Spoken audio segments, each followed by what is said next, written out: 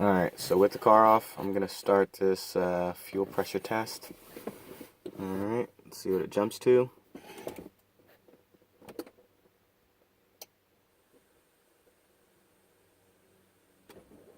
There we go. Alright, so it's showing about 50 psi. Alright.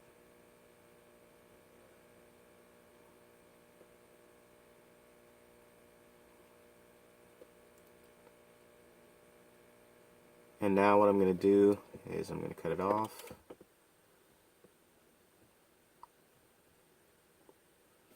And apparently it's supposed to be like a 1 or 2 minute wait. Alright, so it's been about a minute. Don't see a crazy pressure drop, so I'm going to try it with the engine on.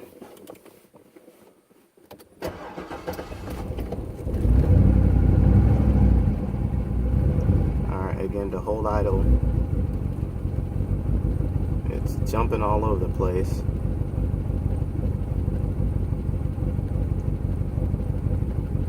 Once I give it a little gas, it's still bouncing and jumping, but it's leveling out, accelerating. Right, again, holding idle, but it's jumping everywhere. Alright, cutting it off. And then we're going to do another quick 1 minute, 2 minute.